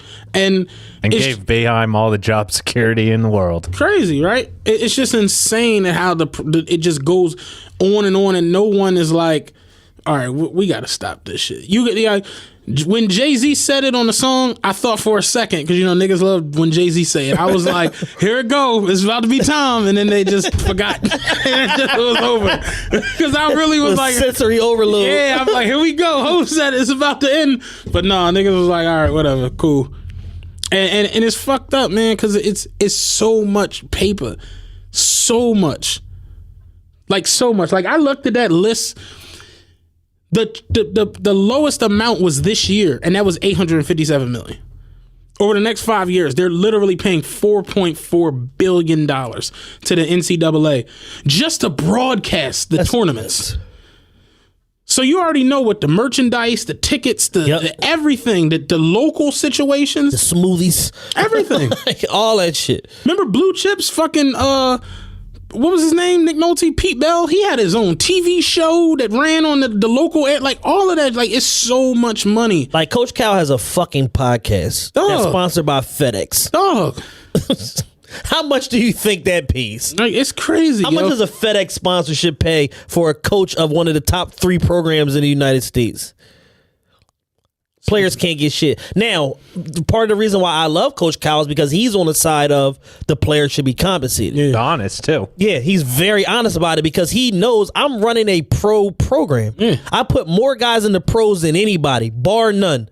Fuck Duke, fuck North Carolina. My guys go to the pros and they stick in the pros, period. North Carolina, when Dean Smith was there, they had their run. But now it's Cal. He's running a pro program, so he knows, like, it's no way in hell I'm gonna go tell a kid that I plucked from fucking Dick's Corner, South Carolina, that is living in a fucking shanty that you can't go get paid. Yeah. Because we need to win more championships. Yeah. Get the fuck out of here. Like, are you kidding me? And like these are the dreams that these coaches are selling these kids. Like, you look at the kid that won the shit the other day. Dante? Don DeMarco, whatever the fuck his name is. DiVincenzo. Whatever it is. You look at him, that's it. Like, that shit, you like, and it's crazy because, like, your highlight you can't get compensated for. Like, 30 points off the bench in the championship, like you can't even get no paper for that. Can't get shit. You can fuck all the little Hillary's. You get some pussy. All of them. You tear it up there at Villanova. Ardmore, all that pay shit. with pussy and Jordans. But that's it. And it's just crazy watching it go on. It's like Chris Webber said it best. Chris Webber said we were the hottest thing on earth, the Fab Five. That we were it. He said, I walked past a sporting goods store. I saw Michigan number 4 jersey in the window for $39.99, and I didn't have $40 in my pocket. He said, I saw that, and I'm like, I'm leaving. I'm going to the NBA. Fuck this. Like, think about that. You walking down the street and see your jersey in the store and can't afford to buy it. You're like, what the fuck am I doing? It's leaving. Crazy, yo. It's insane. So yeah, man, fuck the NCAA. That's just how I feel. I know people won't agree, or some people will. I don't give a fuck. But I'm just at the point where I'm just over college. Yeah, as the way it's done. Now we start really compensating these people and letting them go and get some paper and stop hassling. Like the whole shit with Cam Newton. Cam straight had to think of that. I'll never not fuck with Cam Newton, Doug. Cam lost his scholarship, left, went to a fucking, what was it, a JUCO. D3? Yeah, JUCO. like it was a bullshit school just to come back with Clemson and win a fucking Heisman and the national title. Like you Auburn, sorry. You gotta fuck with Cam. Like, for, what was it, like 80 grand or some shit like that? Yeah. Like, crazy. Y'all making billions of dollars. Fucking kicked the best player in the whole sport out over 80 racks. And it was his pop. Like they jammed him up just on some bullshit, and it's just like watching it go down. Like, what if Cam go to that JUCO and start smoking crack or whatever the fuck else? Like he fall into a depression. Yeah, or whatever. like that shit could have ruined his whole life. Dude straight been to Super Bowls. He won an MVP. Like, he really the man, and they could have fucked this whole situation up just because he wanted to go get some paper while they're making billions. I'm cool on it. I'm good on them NCAA joint. Like, and I get it. You know, it's Villanova is close to Philly, so you stupid motherfuckers like, oh, we got a party. You know, I'm good. Like, I'm not fucking with that college shit, man. Triple B, man. Big baller, Brian. Big ballers. Like, LeVar been real quiet lately. That's how you know the storm is coming. Cooking up. Yeah, like when he get about to fuck the summer up. You saw, Jello going into the joint. Yeah, going into the draft. So it's like, I just. And even if it ain't LeVar, I know LeVar is a little too brash for some of you because, people are just like weird like that. They don't like people like 50 and Dame and LeVar because they don't like their attitudes or their auras. But it's like when motherfuckers say things that need to be said, you just got to accept it for what it is. Straight up. And it's like the college basketball, college football, watching it go down where it's like, you legit, Tiger Woods was a professional golfer as a teenager. Michelle Wee, ain't that the tennis player? Yeah, Michelle Wee was a golfer. Golfer. That's what tennis. I said tennis. I meant golfer. Yeah. She was a professional when she was like 14. Yeah, making millions. Tens of millions. Crazy. Baseball players, they be straight out of high school in the fucking farm for fucking the Yankees or the Red Sox. Making $3.5 million a year. Crazy. In the fucking farm system. You black, put your sneaks on, lace them up, be out there in 10 minutes. And make sure you go to class because that's free. That's crazy. Make sure you go to advanced bad bitch DMing. Yeah. It starts at 10:20. That's a vicious cycle, man. $800 million a year just to broadcast the tournaments. Not to mention all the local TV contracts. Everything. It's so much shit. Ticket sales, merchandise. Everything. Yep. Everything, dog. Fucking everything. Parking, Everything. concessions, all that shit. Like the NBA low key, man, like we should be looking at them crazy. Like just the fact that they made it, you had to be a year removed from high school to go into the NBA. Yeah. Like why? Tell me why when because they got a kickback from the fucking NCAA. When legit at one point in the last I say probably around like 2008, 2009, the best 10 players in the NBA, 6 of them didn't go to fucking college. Yeah. At one point, it was LeBron, Kobe, Garnett, Dwight Howard, Dirk. Like, it was motherfuckers who just never went to college, and it was just destroying the NBA. And it's just like, wow, that clearly ain't the issue. So what is it then? Yeah. And that shit just always like fucked with me. Like, is just for paper. It's just solely for money. Yeah. I was snapping on I did a sleep study the other day. Mm-hmm. Well, not that I did it like a week and a half ago, and I still haven't got the results from it. They wanted to see if I had sleep apnea or whatever. So I called the hospital the other day. I'm like, yo, I haven't heard anything. She's like, yeah, you got a follow-up appointment on April 16th. And I'm like, for what? She's like, doctor will give you your results. I'm like, go put him on the phone. Where is fuck is he at? She's like, oh no, you gotta come in. I'm like, listen, I know this is solely so that you can charge me another copay and charge the insurance. Yeah. Still charge that, and I'll fucking PayPal you $15. Can we please? Why do I have to waste a day to cover there and do this shit? And it's just like so much shit is just solely for the dollar. Yeah, secondary economics. Like they're trying to create a secondary market. So with the NBA, they like, oh shit, the college system is suffering because the best players are coming to the league. How can we help our fucking cousins and uncles and fucking brothers out and keep them and let them keep fucking jobs? Oh, this is how we do it. We force them into that system for 1 year. They'll create a fucking economy for 1 year, but it'll be but now it's every year because they have to there's always new motherfuckers that gotta go to school. So now we gonna force them into that motherfucking system. The best players will go there. A few of them are seep overseas or whatever. And this is the crazy part. We've literally gone in sports, and I don't want to keep harping on this shit, but it's like, have you noticed that the media now, no matter how good a high school player is, they won't say that he's NBA ready or could dominate the NBA. You notice that? Never. Where at one point they literally was like with LeBron, with fucking Dwight Howard, they were like, he's got to go. He should have been in NBA last year. Yeah. But now it don't. And you look like Kyrie Irving legit played like what 5 games in college. Yeah. Tore the NBA in half. Ben Simmons played a year. A lead guard. It's just crazy. It's like, dog, these motherfuckers be NBA ready when they come out of high school. It's not by accident. Like I tell people this all the time. If you're a professional, it's not by accident. You're a pro. You're designed to go there. What was the boy name that was on the Hawks? Crazy dunking left-hand dude. Josh Smith. Remember him? Yeah. They said he threw it. His middle school coach was on like the documentary John I was watching. He said he threw it off the backboard and dunked it with 2 hands in 5th grade. I'm like, you're 10. You're going to the NBA, dude. It's not an accident that you get there.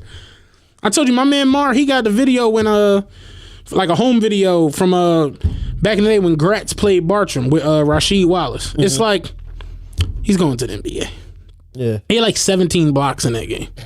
Everything that was going up, hook shots, 3-pointers, just smacking them out there. It's like he's going to the NBA. There's no way around it. You know already. Right.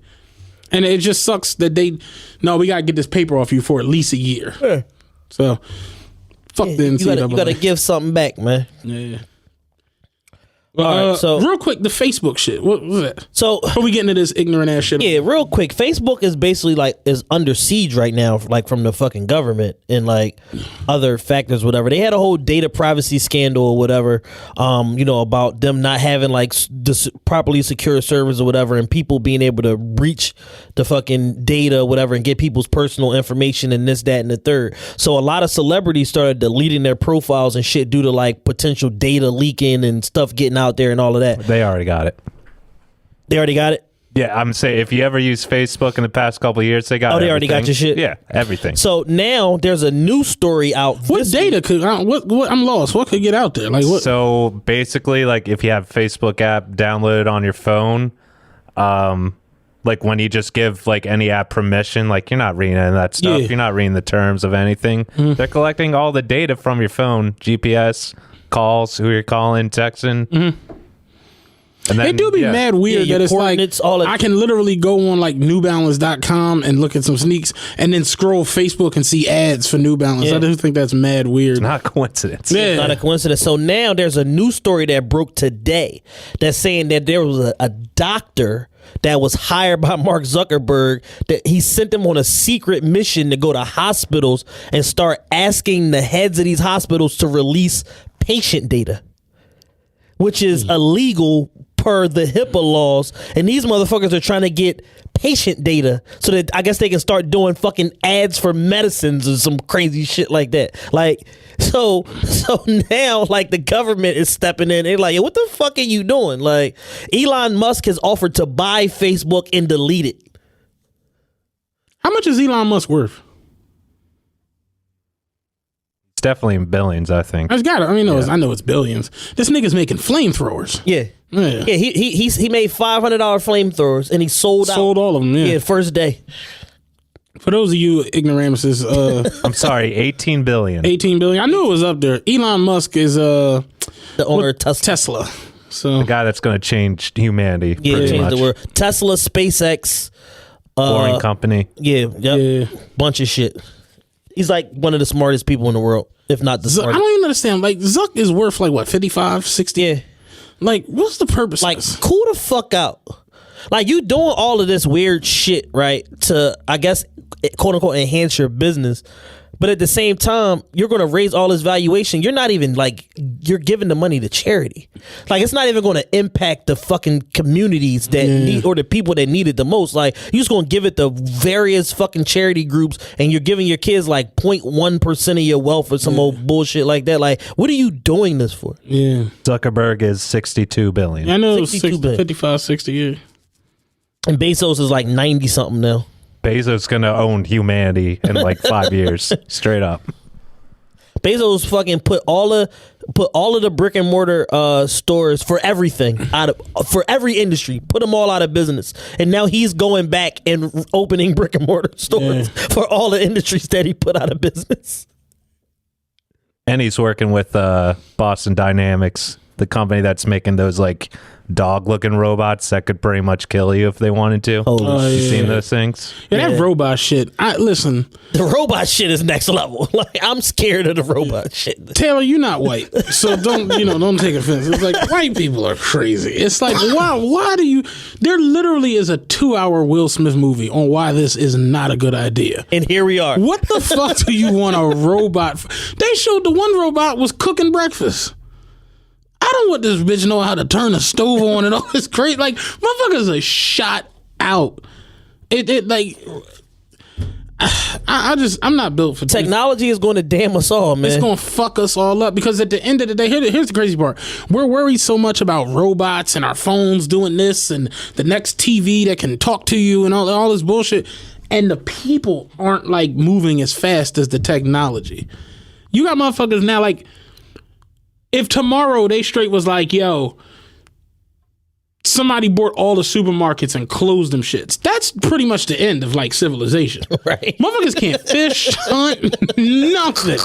Like, real shit. Motherfuckers is like, dog, I watched L&I shut down the Chinese store across the street from my job.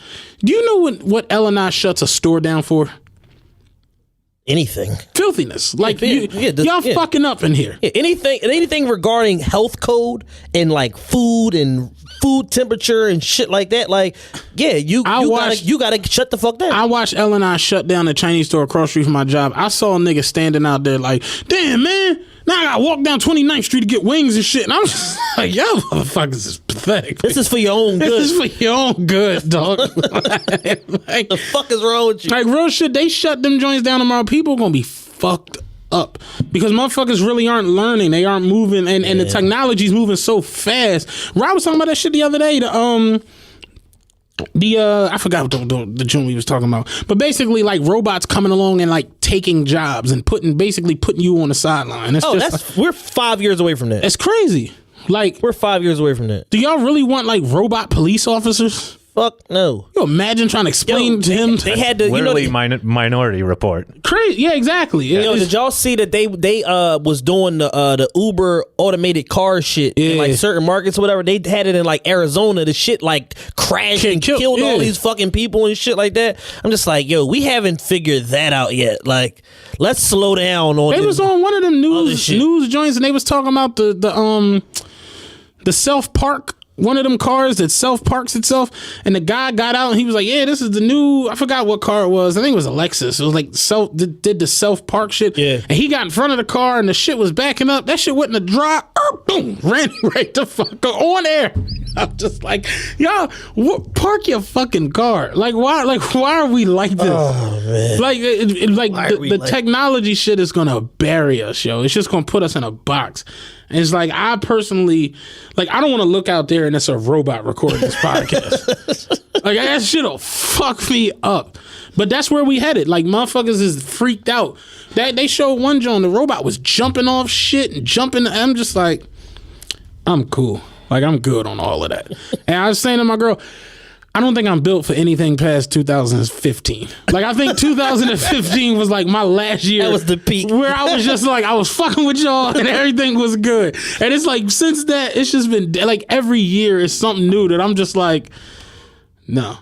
So 2025, 2030, that's going to be bonkers, yo. Yeah. That's the next 3 years. Like, everything's so accelerated. Yeah. Yeah, you ain't lying. You got all these mega billionaires. You got fucking Bezos, which is on the verge of being a trillionaire fucking soon. I was watching the joint the other day where it's a company that'll come to your house and build a bunker for a zombie apocalypse. And I'm just like, why would I need this?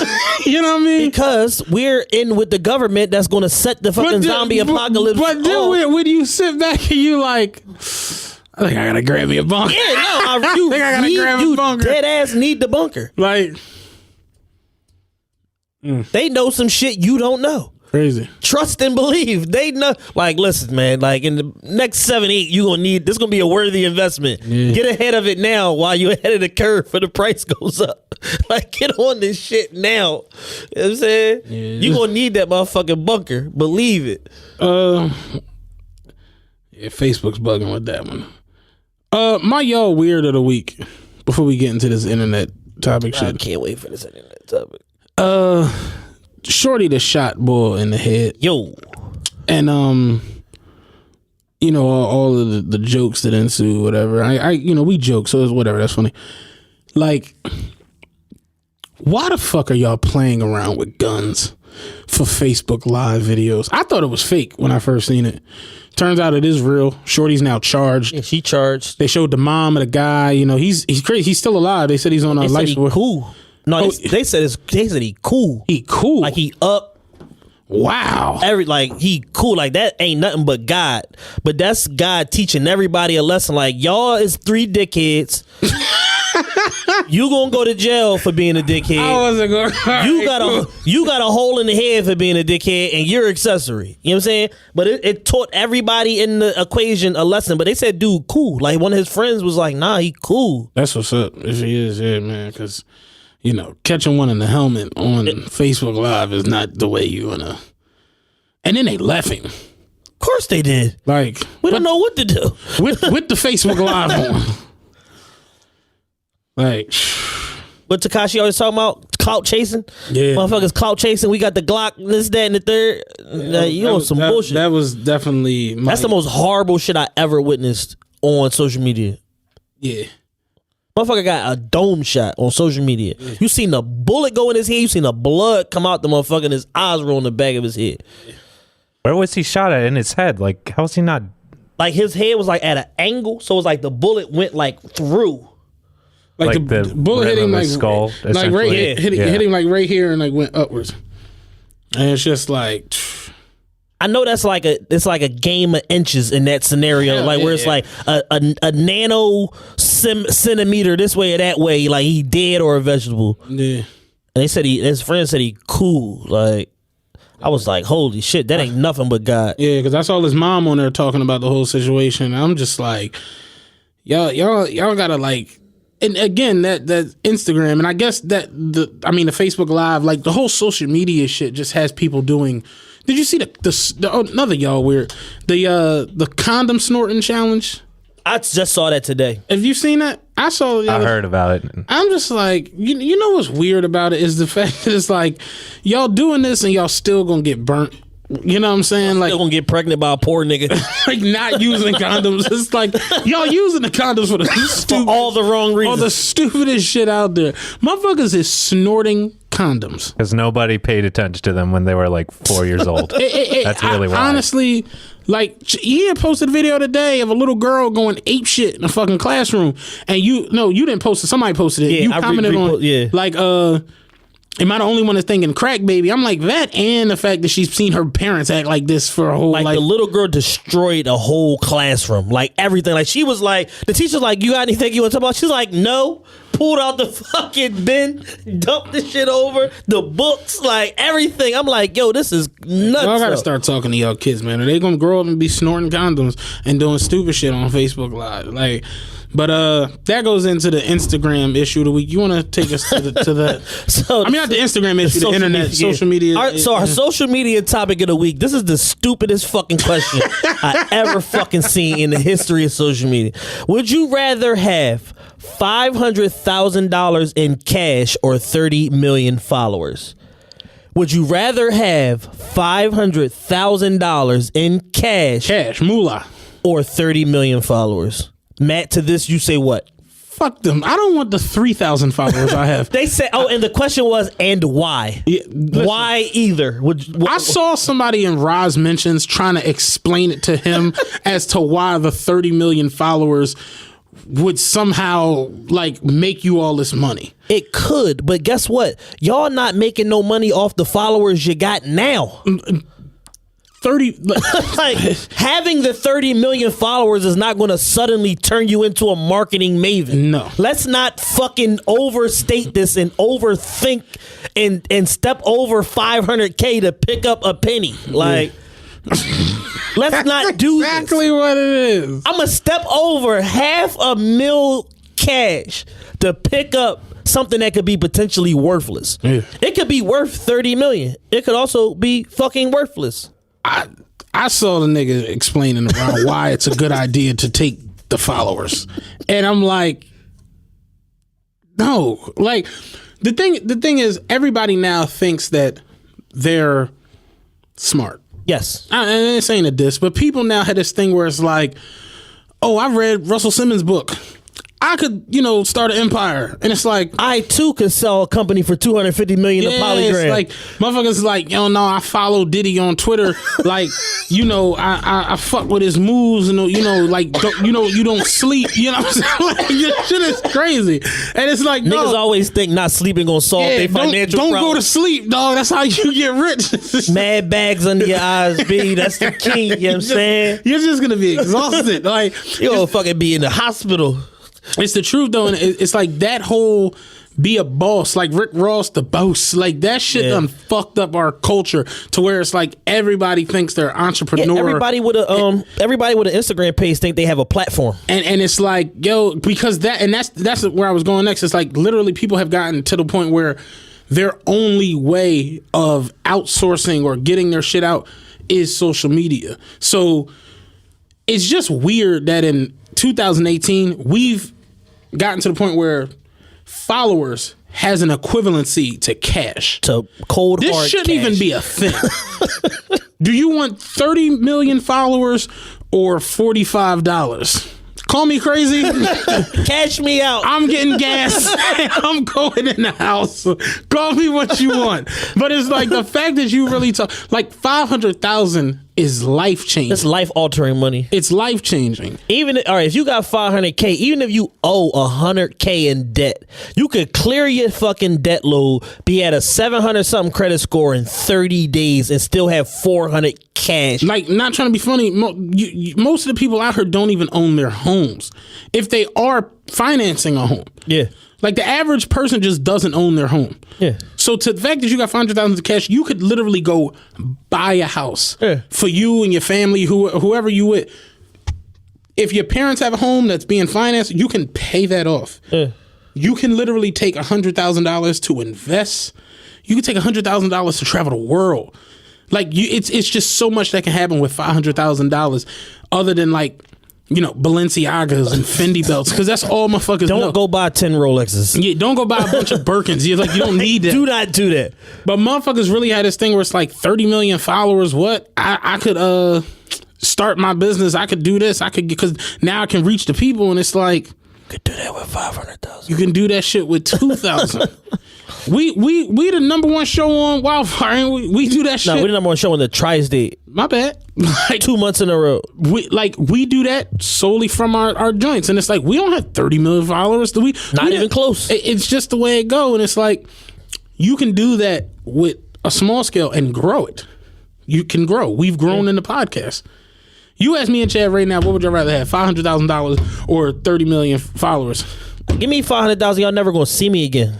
Holla back. I'm deleting my social media. That's what I was saying to Ron. Like, yo, I get 500,000. I'm out. You're never gonna see me again. I'm gonna be in. I'm already not on Instagram. I'm gonna be in the fucking Amalfi Coast drinking fucking mojitos with crushed motherfuckers mint. is really that crazy to where it's like, no, I don't want money that I can invest. I want followers so they can follow me and see the dream as it comes alive. Fuck out of here, you stupid motherfucker. People crazy, like if my parents got wind that I did something as stupid as that, like permission to excommunicate me, like that's like grounds for dismissal. Like, yo, you done, you out the family. Like, you a stupid motherfucker. Real talk. You took 30 million followers over 500K. like 30 million of whose followers? Like, I got a lot of questions about these followers. Like 30 million of whose followers? Like, who gives a fuck? Most celebrity followers is strange. That's what I'm saying. Like, Meek don't have 30 million followers. He got 12 million of the worst followers alive. Yeah. Motherfuckers is crazy. He got the World Star Comments followers. Yeah. It's insane. Motherfuckers really somebody saw this, right, and retweeted and was like, y'all are really y'all have cornered the market on stupid shit. Like, remember when motherfuckers was asking, what would you rather have, 50 grand or lunch with Jay-Z? I'm like, y'all are crazy. I think it was 10 grand. Yo. I think it was 10 grand because I said I'd rather talk to Jay-Z. If about 10 grand, I could get 10 grand. I fucking, never mind. But I can get 10 grand. You know what I'm saying? Jay-Z could give me $500,000. So I ain't taking the 10 grand. I'm a meet with Jay-Z. You know what I'm saying? I'm good. But give me the 10 grand. I'm gonna get a BLT on the way home. I look at it like this, right? If it was Jay-Z or Drake or somebody of that caliber or Dre, whatever, all their friends are rich. All I gotta do is convince the nigga that I'm a friend. I'm gonna get rich, like somehow, some way. So it's up to me what I do with the time. But $10,000, that ain't no fucking money. I'm gonna go get it. Now, I think it was 50. No, it was 10. Right, for 50, it's a whole different ball game. For 50, get the fuck out of here. You know what I'm saying? Because I'm gonna go buy a couple birds and be on. You know what I'm saying? But for 10 grand, I can make 10 grand very easily. Yeah, we all can. Yeah. But still. Because when I put that picture up with Hov, you know what I'm saying? You're gonna get 400 likes. It's gonna be nothing. No, somebody gonna give me some bread, dog. You know, Philly people worship Jay-Z, dog. When I put that pic up with Hov, somebody gonna give me some money, man. You know what I'm saying? You know anybody want me to kill, anything like that? You'll see you with Hov, man, fucking them up. I'll kill a nigga for you, dog. You know what I'm saying? I've had people offer to kill people for me for much less. I'm good. Hey, you looking nice today. You got anybody you want me to kill? Whoa. But yeah, that was the stupid social media topic of the week. People are fucking ridiculous. Motherfuckers is crazy, man. Like, followers really have an equivalency to money. 500K though? Any K. Listen, 100K and it's nothing to talk about. Like, right, 50K is nothing to talk about. Like, you could ask me, like, yo, would you rather have 30 million followers or... Yeah, I'll take that.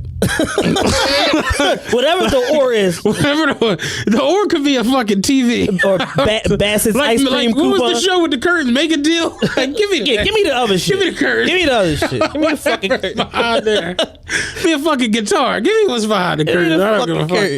Yo, Chance the Rapper's stupid ass gonna say, would you rather have $30 million or 30 million loyal friends? I retweet. I said, man, shut your dumb ass up. Like, I don't want 30 people knowing where I live, Chance. Like, you talking about 30 million fucking friends. You gonna be on here crying, talking about they robbed you and shit. Like, nah, like you don't know where the lineup is coming from with 30 million friends. You on some bullshit. Motherfuckers is crazy, man. I saw that and I'm just like, is this a guy? I literally had to ask Rod today. I'm like, what is this about? Like, what's going on? And he was explaining it to me. I'm like, people literally have gotten to the point where they are batshit crazy over fucking social media, dog. 100%. Like, would you rather have followers or cash? Like, the answer is the same every. And it's crazy because there are cashless people who are like, oh, I take the followers. Like, you don't got a pot. The fuck are you talking about? You don't have a cast iron pan. Like, what are you talking about? We really on the brink of fucking extinction. But we doing it to ourselves. Like, these robots gonna be so smart and y'all so dumb. That shit is gonna be bad. Fuck, man. Oh my God. Would you rather have some followers or some money? They think about it. Like, listen, give me the money and I'll throw in my social media. You can have it. You'll never, I promise you. If somebody out there, anybody out there, if you want to give me $100,000 or more to disappear, if you hate me that much, give me 100,000 cash. I promise you, you will never see me again. I got an Instagram that like everybody pays attention to and laughs at. I will sell you the password. Like, for $500. I swear to God. I will give you this fucking Instagram. And a built-in audience that want to laugh at some silly shit. Real shit. I will give you this fucking Instagram for a nickel. Grab me the fucking off-white Vapor Max and give me 300 cash. I swear to God, I should give you this Instagram. Y'all tripping. Motherfuckers said they would rather have followers over some money. And not just some money, like life-altering money. Life-altering money, man. It just goes, but we talk about this a lot. People don't understand the real value of money no more. Like, they just don't get it. Like, I was saying that me and Rob was talking about, where was something we was talking about the other day too, about some sneaks. Real quick before we get out of here. Remember how back in the day with the rappers, right? Because this is what influences the culture. Remember when like the rappers of the early 90s, what were the cars that were like they would rap about? Like 325i BMWs. I was even going Infinities. Like niggas was rapping about Pathfinders and MPVs. Yeah. Like those was like if you was really getting money, it was the Land Cruiser. Like a straight Toyota truck. Yeah. That's what they was rapping about. A $30,000 truck. Then out of nowhere, like it was like cool to have something that was foreign, but it wasn't like the high, like an Infinity. Or remember Nas was talking about a Q45. Yeah. Like Biggie was talking about a Q45. The Acuras and shit. Then the Acuras and all that, like that was when Jay-Z, then the Lexus GSs. They wouldn't even rap about LS. It was the GS. Yeah.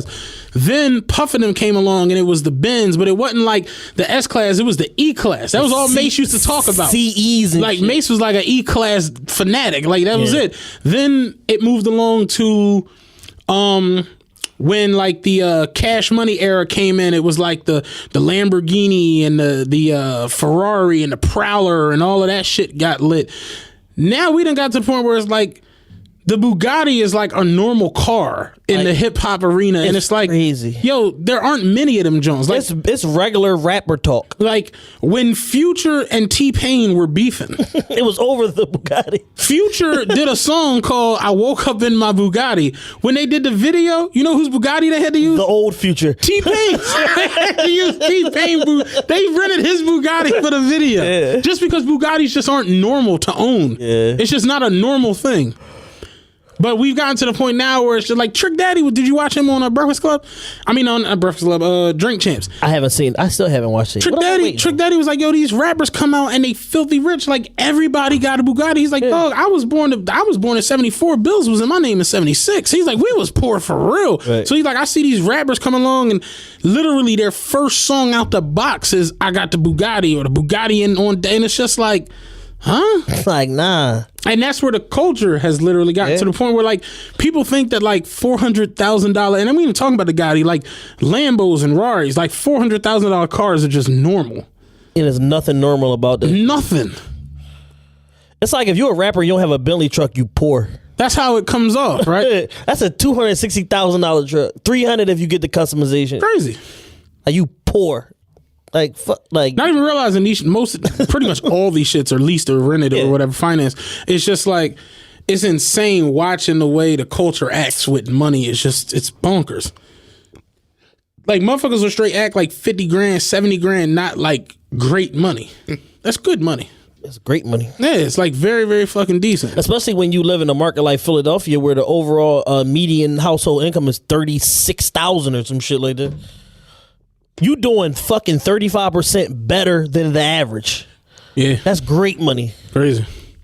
But real quick before we get out of here, me, Rod, and Cheese. Shout out Cheese, man. Cheese is back around. I got to talk to him the other day. It's a nigga from our way. His nickname is American Cheese.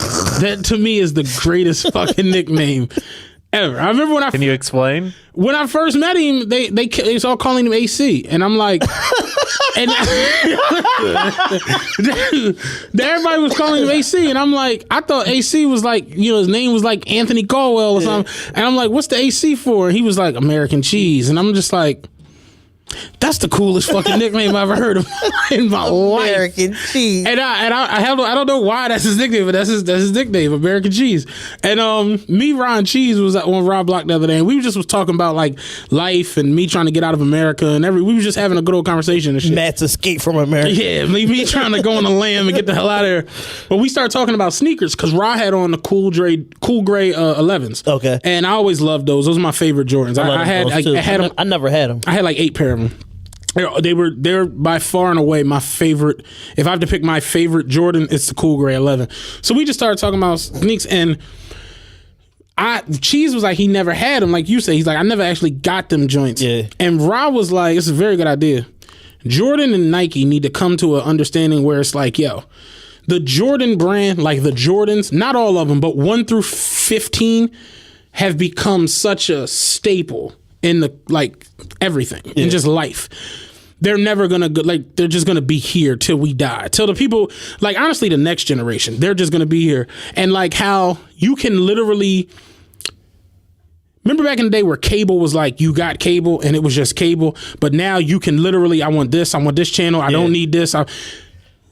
They need to get to a situation where like Nike ID, Jordans 1 through 15 are just available. Yeah, you can just get them. Not like the Dornbeckers or the Bens or nothing like that, but like the regular classic, the general release colorways from all the Jordans should just be readily available for say like $350, and you could just go on the website, pick your color, and order them, and them just. Oh, and I'm like, that would be pretty dope.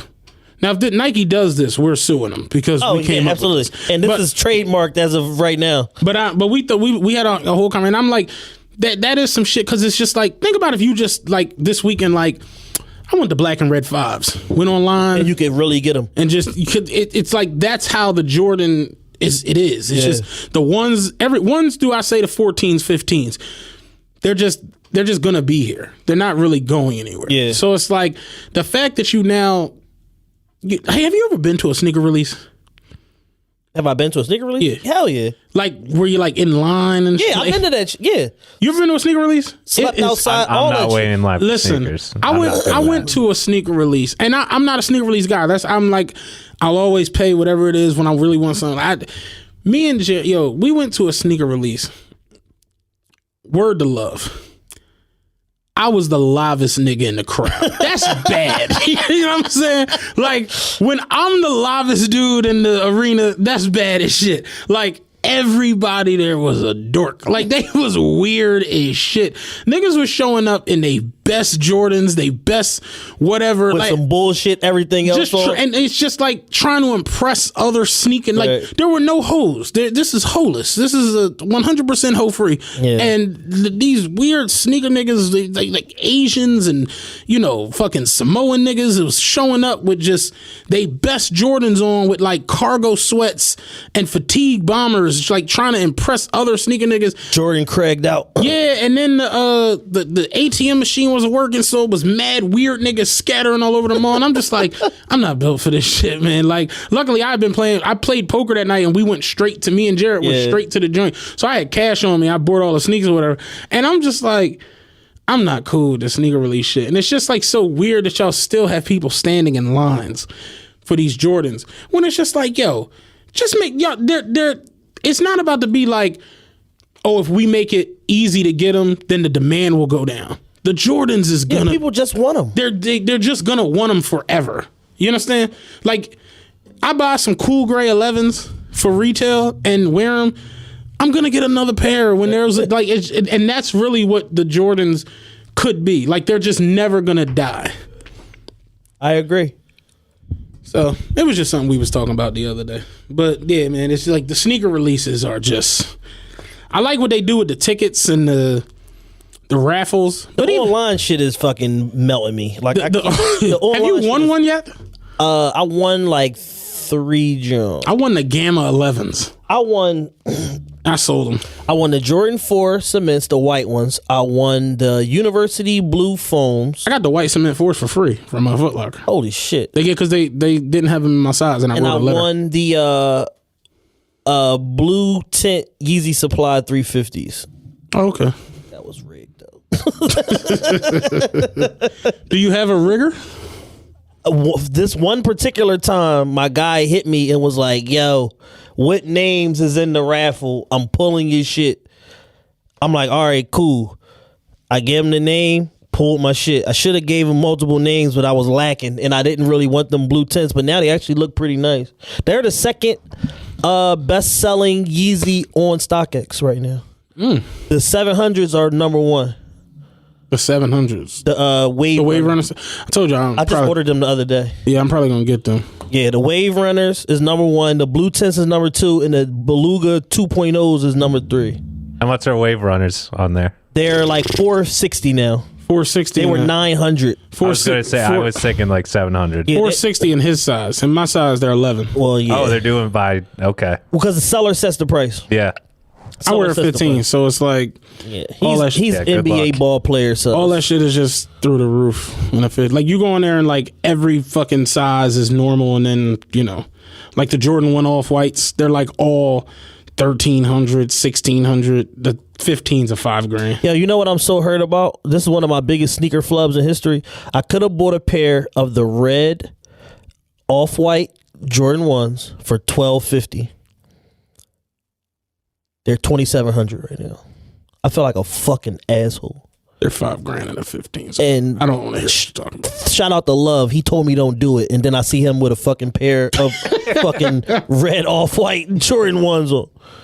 Love been wearing Nikes a little. He's been wearing a lot of Nikes. Yeah. The problem with Nike is that Nike puts out good fucking shoes from time to time, amazing shoes, but then they reel you in with the mass-produced bullshit after they sell you the dope shit. Like, they put out the Off-White 10, amazing fucking shoes, every last one of them, dope-ass shoe, high quality, all that shit. Like Virgil Abloh really put his fucking stamp on the shit. Now, the second run of Off-White Vapor Maxes are shit, and I just ordered a pair the other day, and I'm pissed.